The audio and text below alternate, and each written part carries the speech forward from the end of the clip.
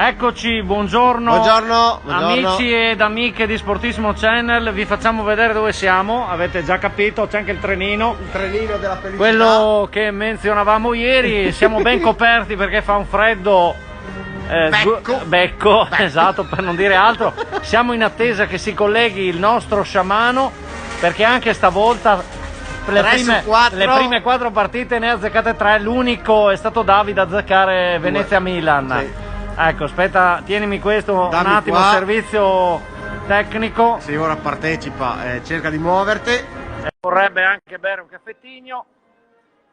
Non lo vedo, ne Sì. vedo uno. Dove sei, Max? Max, muoviti. Non c'è. Per me già è No, a c'ha, bisogna che lo accetti io. Sì, Bisogna è che lo vero. accetti io. Quindi non accettiamolo. Esatto. Eccolo. Eccolo. Guardalo. Ehi, Oh. buon uomo, ciao. Hai finito di indovinare partite?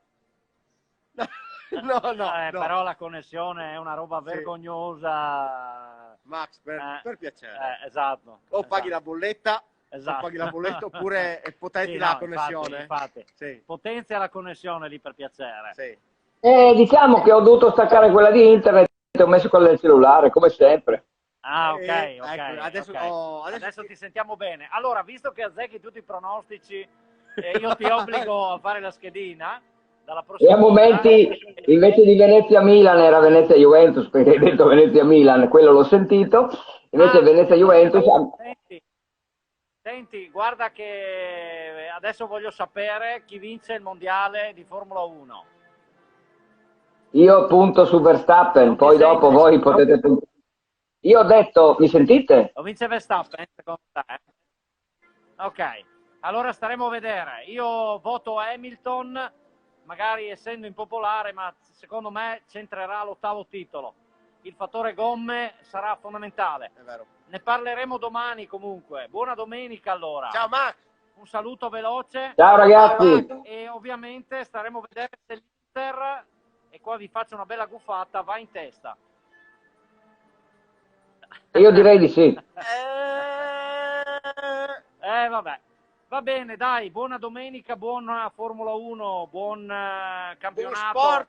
Buon sport a tutti. Ma digli a quel personaggio di... Scusate, mi sentite? Cos'hai aggiornato? No, dico, digli a quel buon Durigon che tiri su...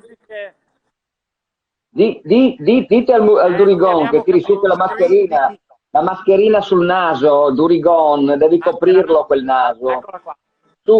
Sul naso, Durigon, lui, vergognati, insomma, dai. Ciao, buona domenica. Ciao. Ciao.